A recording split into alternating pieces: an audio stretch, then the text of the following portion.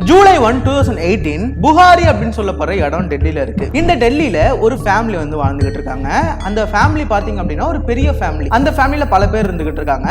அவங்க ஒரு கடை வச்சு நடத்திக்கிட்டு இருக்காங்க. கடையும் வீடும் பக்கத்துல இருக்கும். மாடியில வீடு இருக்கும், கீழே கடை இருக்கும்ல, அந்த மாதிரி இருக்கிற ஒரு கடை தான் அது. அங்கதான் எப்பயுமே 5 மணிக்கெல்லாம் வந்து கடையை திறந்துருவாங்க. எப்பயுமே பால் வாங்குறதுக்கு அந்த இடத்துக்கு ஆட்கள் அதிகமா வருவாங்க.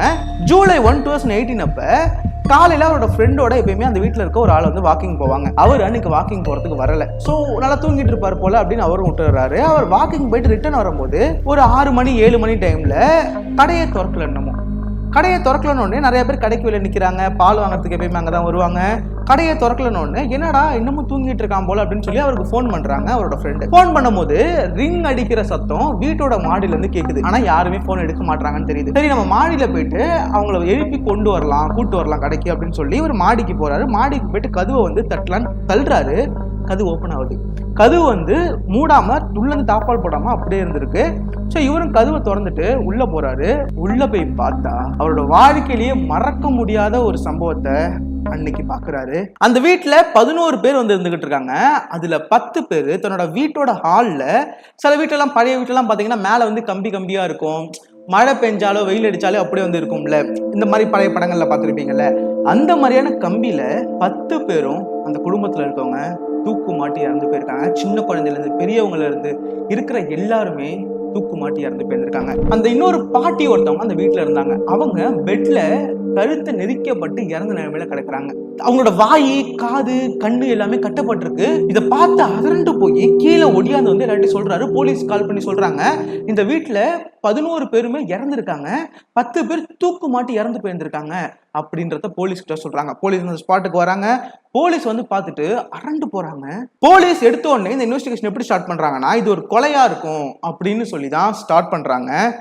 ஆனா இது லேட்டர் பேர்ல தெரிஞ்சது இது ஒரு ரிச்சுவல், ஒரு பூஜை பண்றதுக்காக எல்லாரும் இப்படி தூக்கு மாட்டி உயிரோட வரப்போறோம் அப்படின்னு சொல்லி இப்படி தூக்கு மாட்டி இறந்து போயிருந்திருக்காங்க அப்படின்ற மாதிரி டெல்லியே பயமுடுத்தின, நாட்டையே உழுக்குன, இப்படி எல்லாம் பண்ண முடியுமாடா அப்படின்னு சொல்லி யோசிக்க வைக்கிற மாதிரியான ஒரு சம்பவம் தான் 2018 நடந்துச்சு டெல்லியில புகாரின்னு சொல்லப்படுற ஏரியால.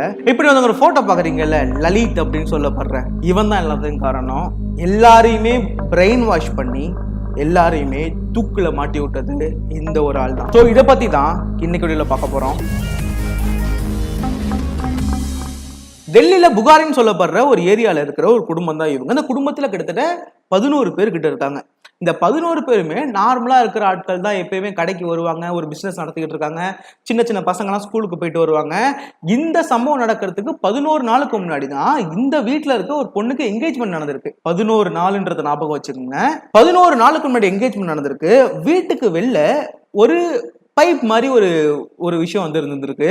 இதுல 11 பைப் சம்பந்தமே இல்லாம இருந்திருக்கு. இவங்க இறந்து போனதுக்கு அப்புறமா போலீஸ் வந்து இன்வெஸ்டிகேட் பண்ணும்போது அவங்களோட வீட்டுல 11 டைரிஸ் கிடைச்சிருக்கு. எல்லாமே 11 இருக்கு. இது கோஇன்சிடென்ஸ் தான் அப்படின்னு நம்ம சொல்லலாம். பட் இது கோஇன்சிடென்ஸா அப்படின்றத நம்ம பார்ப்போம். ஸோ இது என்னதான் நடந்திருந்திருக்கு அப்படின்னு பார்த்தோம் அப்படின்னா, இந்த ஃபர்ஸ்ட் வந்து போலீஸ் வந்து இது வந்து ஒரு மர்டர், யாரோ கொலை பண்ணிட்டாங்க அப்படின்ற மாதிரி தான் ஸ்டார்டிங்ல இதை வந்து எடுத்துட்டு போயிட்டு இருக்காங்க. இந்த குடும்பத்துல 12வது ஆள் ஒருத்தர் இருந்தாரு. அவர் ராஜஸ்தான்ல வேலை பார்த்துக்கிட்டு இருக்காரு. அவர்கிட்ட கேட்டா இது யாரோ கொலை பண்ணிட்டாங்க அவங்கள அப்படின்னு தான் அவரும் சொன்னாரு. வெளில வந்து பார்க்கும்போது ஒரு கேமரா அவங்க வீட்டுக்கு வெளில இருந்தது போலீஸ் நோட்டீஸ் பண்ணி அந்த கேமராவை எடுத்து செக் பண்றாங்க. அந்த கேமரால நார்மலா இருக்கு, எதுவுமே வந்து தப்பா இல்லை. ஆனா ஒரே ஒரு விஷயம் மட்டும் ஸ்ட்ரேஞ்சா, இந்த வீட்டுல இருக்க எல்லாருமே ஒரு ஸ்டூலை வந்து வாங்கிட்டு வராங்க. அந்த சிசிடிவி கேமரால வீட்டுக்குள்ள யாருமே போல, யாருமே வெளில வரல. ஆனா இந்த சம்பவம் நடக்குது கொஞ்ச நேரத்துக்கு முன்னாடி அவங்க வீட்டுல இருக்க இந்த 2 சின்ன பசங்க ஒருத்தவங்க இருக்காங்க. இவங்க 2 பேரும் ஒரு ஸ்டூலை வாங்கிட்டு வீட்டுக்குள்ள வராங்க. ஒரு பெரிய ஒரு ஸ்டூல் வந்து வாங்கிட்டு வீட்டுக்குள்ள போறாங்கன்றது மட்டும் சிசிடிவி கேமரால கேப்சர் ஆயிருக்கு. ஸோ வீட்டுக்குள்ள எந்த கொலைகாரனும் வரல.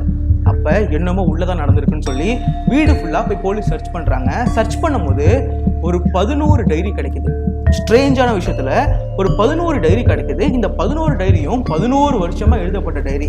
அந்த டைரி எடுத்து படிச்சு பார்த்தா இந்த வீட்டுல இருக்கிற இவங்க இந்த வேலையை பண்ணணும், இவங்க யாரும் லவ் பண்ணக்கூடாது, இவங்க ஏன் வெளிலே இருக்கிறாங்க போய் சமையல் கட்டில் நிக்க சொல்லு, இவங்க இந்த வேலையை பண்ணணும்னு சொல்லி அந்த குடும்பத்துல இருக்கவங்க என்னென்ன வேலையை பண்ணணும்னு சொல்லி ஒரு 11 வருஷமா 11 டைரிஸ் வந்து எழுதப்பட்டிருக்கு. இதை பார்க்கும்போது போலீஸ்க்கு ஒன்றும் புரியல. இது யார் எழுதுனா, யார் இதை சொல்றா அப்படின்னு போலீஸ்க்கு ஒண்ணுமே புரியல. ஸோ இது எல்லாமே 11 இருக்கு. 11 வருஷத்துக்கு முன்னாடி எழுதப்பட்ட டைரி. 11 வருஷத்துக்கு முன்னாடி என்ன நடந்திருக்கும் அப்படின்னு கேட்டா, இந்த குடும்பத்துல ஒருத்தர் இருந்தாரு.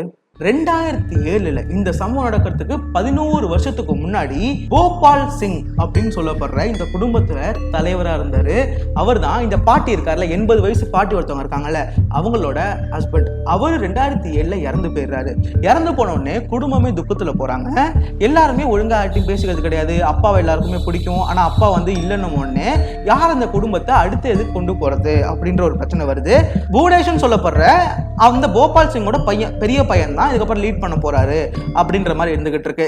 இப்படி போயிட்டு இருக்கும் போது லலித்னு சொல்லப்படுற அந்த குடும்பத்தில் இருக்க ஒரு ஆள் என்ன பண்றாருன்னா, ஒரு பிளேவுட் கடையில வேலை பார்த்துக்கிட்டு இருக்காரு. அப்படி வேலை பார்த்துக்கிட்டு இருக்கும்போது ஓனருக்கும் அவருக்கும் ஒரு பெரிய சண்டையாகி அது கைகலப்பாக ஆரம்பிச்சு இந்த ஓனரும் அவரோட ஆட்களும் சேர்ந்து லலித்தை அடிச்சு போட்டுறாங்க. அடிச்சு போடும் போது அவரோட தொண்டையில ரொம்ப அடிபட்டு இவரால் பேசவே முடியாத அளவுக்கு போயிடுறாரு. பல மாசத்துக்கு அவரால் பேச முடியல. ஒரு நாள் வீட்டுல வந்து ஒரு லெட்டரை எழுதி எல்லார்ட்டையும் காட்டுறாரு. இது நைட்டு அப்பா என் கனவுல வந்தாங்க, வந்து நம்மள ஒரு பூஜை பண்ண சொன்னாங்க.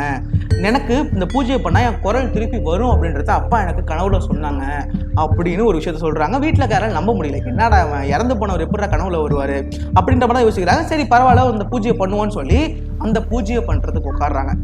உட்காந்து பூஜை நடந்துகிட்டே இருக்கும் போது லலித்துக்கு குரல் திருப்பி வருது. பேசுறவரு லலித் கிடையாது, கோபால் சிங்.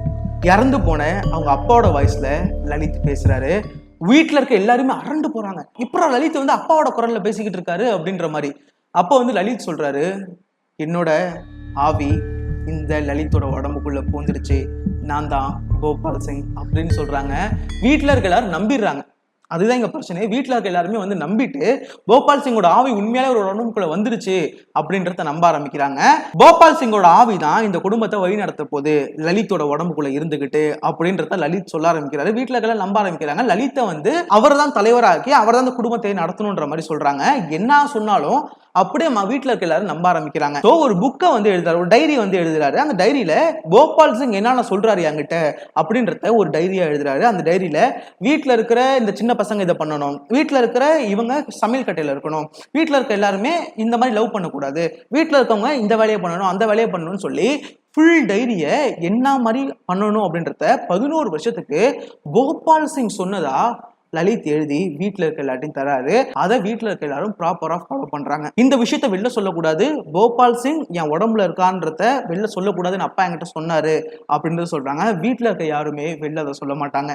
ஆனா இந்த சம்பவம் தான் வீட்டுல இருக்க ஒரு சின்ன பொண்ணு அதோட ஃப்ரெண்டு கிட்ட, என்னோட லலித் சித்தப்பா இருக்காருல்ல, அவரோட உடம்புக்குள்ள எங்க தாத்தா அடிக்கடி வருவாரு அப்படின்றத யதார்த்தமா அந்த பொண்ணு சொல்லி இருந்திருக்கு. அந்த பொண்ணு வந்து என்னடா விளையாட்டுக்கு சொல்லுது போல அப்படின்னு நினைச்சிட்டு அவரும் போயிடுறாங்க. அதுக்கப்புறம் அந்த பொண்ணு வந்து போலீஸ் கிட்ட, அந்த பொண்ணு என்கிட்ட அவங்க தாத்தா லலித்தோட உடம்புக்குள்ள வராங்க அப்படின்னு என்கிட்ட எப்பயோ சொல்லியிருக்குன்னு போலீஸ்கிட்ட சொல்றாங்க. ஸோ போலீஸ்க்கு புரியுது இது மர்டர் கிடையாது. கடைசியா எழுதப்பட்ட டைரியில என்ன இருந்தது இருக்கு அப்படின்னா, கோபால் சிங் திருப்பி உயிரோட வர போறாரு. நம்ம எல்லாரும் என்ன பண்ணணும் அப்படின்னா, ஆலமர பூஜை பண்ணணும். அதாவது ஆலமர பூஜை ஒன்று பண்ணணும். அதுக்காக ஒரு ஸ்டூல் வாங்கி, என்னென்ன ஸ்டூல் வாங்கணும், அது எவ்வளோ சென்டிமீட்டர்ல இருக்கணும், எத்தனை ஸ்டூல் இருக்கணும், அந்த ஸ்டூல் எத்தனை பேர் ஷேர் பண்ணணும் அப்படின்னு சொல்லி எல்லாமே இந்த டைரியில இருக்கு. அக்யூரேட்டா ஒரு ஆள் பக்கத்துல நின்று பார்த்தா அப்படி இருக்கும். அதே மாதிரி கடைசியா எழுதப்பட்ட அந்த டைரியில இருக்கு. இந்த சம்பவம் நடக்கிறதுக்கு 11 நாளுக்கு முன்னாடி இந்த வீட்டுல இருக்க ஒரு பொண்ணுக்கு என்கேஜ்மெண்ட் நடந்திருக்கு. அதுக்கு முன்னாடி என்கேஜ்மெண்ட்டும் கல்யாணம் நடக்கிறதுக்கு அதுக்கு முன்னாடியே வந்து கோபால் சிங் அப்பா வந்து என்கிட்ட வந்து நம்ம எல்லாம் ஒரு பூஜை ஒண்ணு பண்ண சொன்னாரு, ஆலமர பூஜை. அந்த பூஜை பண்ணா கோபால் சிங் அப்பா வந்து உயிரோட திருப்பி வந்துருவாரு அப்படின்னு சொல்லி லலித் வீட்டுல இருக்க எல்லாத்தையும் சொல்றாங்க. வீட்டுல இருக்க எல்லாரும் நம்பிடுறாங்க. இது எல்லாமே அந்த டைரியில எழுதியிருக்கு. அந்த டைரியில எந்த மாதிரி இந்த பூஜையை பண்ணணும், எந்த மாதிரி ஸ்டூல்ல நிக்கணும், எந்த மாதிரி காதையும் கண்ணையும் மூடிக்கணும் அப்படின்னு சொல்லி எல்லாத்தையும் அக்யூரேட்டா அந்த டைரியில எழுதப்பட்டிருக்கு. அந்த டைரியை எடுத்து போலீஸ் படிக்கும் போது தான் என்ன நடந்திருந்திருக்கு அப்படின்னு தெரியுது. ஸோ அதில் என்ன எழுதிருக்கு அப்படின்னா, அன்னைக்கு நைட்டு எல்லாருமே காதையும் கண்ணையும் கட்டிக்கிட்டு தூக்கு போட்டு அந்த மெயின் ஏரியா இருக்குல்ல, அந்த மாதிரியான மேலே கம்பி கம்பியா இருக்கும்ல, அந்த ஏரியால எல்லாரும் போட்டுக்கிட்டு தொங்கணும், ஆலமரம் மாதிரி தொங்கணும். கொஞ்ச நாள் தொங்கிட்டு இருந்தோம் அப்படின்னா அப்பா வந்துருவார் உயிரோட அப்படின்னு சொல்லி பிரெயின் வாஷ் பண்ணியிருக்காரு லலித். வீட்டில் எல்லாரும் நம்பிடுறாங்க, மூட நம்பிக்கை நம்பிடுறாங்க. நம்பினதுக்கு அப்புறமா யாருமே சாக போறோம்லாம் தெரியாது. எல்லாருமே வந்து இந்த மாதிரி ஒரு பூஜை பண்ணோம் அப்படின்னா அப்பா திருப்பி உயிரோட வந்துருவாருன்னு அந்த பூஜையை பண்ண ஆரம்பிக்கிறாங்க. 80 வயசான அந்த கோபால் சிங்கோட ஒய்ஃப் இருக்காங்கல்ல, அந்த பாட்டி, அவங்கள என்ன பண்ணலாம் அப்படின்னு கேட்டா, அவங்கள வந்து ஸ்டூல்ல எல்லாம் ஏற்றி வைக்க சொல்லாதீங்க, அவங்களால முடியாது.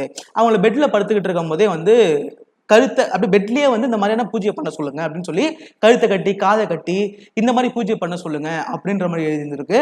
லலித்தும் போயிட்டு அந்த விஷயத்த அந்த 80 வயசு பாட்டிக்கு பண்றாங்க. அந்த 80 வயசு பாட்டி இறந்ததுக்கு அப்புறமா 3 பேரா இந்த பூஜையை பண்ணணும் அப்படின்னு சொல்றாங்க. ஃபர்ஸ்ட் 3 பேர் சேர்ல ஏறி நிற்பாங்க. அப்படியே அவங்க இறந்து போவாங்க. மற்றவங்களும் அப்படியே ஏறி நிற்பாங்க. கடைசியா லலித்தும் ஏறி நின்று அப்பா நம்மளை வந்து காப்பாத்துவாரு, இதெல்லாம் நம்ம பண்ணோம்னா அப்பா திருப்பி உயிரோட வருவாங்கன்னு சொல்லி மூட நம்பிக்கையில 11 பேருமே இறந்து போறாங்க இந்த ஒரு ரிச்சுவலை பண்ணதால. இது ஒரு மூட நம்பிக்கை. 11 பேரும் என்ன நினைச்சாங்கன்னா போபால் திருப்பி வர போறாரு, தாத்தா திருப்பி வர போறாரு அப்படின்னு நினைச்சாங்க. ஆனா அவரும் வரல.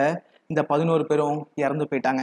11 பேரு 11 நாளுக்கு முன்னாடி அந்த என்கேஜ்மெண்ட், 11 வருஷமா எழுதப்பட்ட டைரி, 11 பைப்ஸ் வீட்டுக்கு வெளில, எல்லாமே கோஇன்சிடென்ஸ் அப்படின்னு நம்ம சொன்னாலுமே இது கோஇன்சிடென்ஸா இருக்குமா அப்படின்ற கேள்வி வருது. எப்படா 11 இருக்கும் அப்படின்றது சொல்லப்போனா இந்த வீடியோ கூட 11 நிமிஷத்துல முடியலாம்.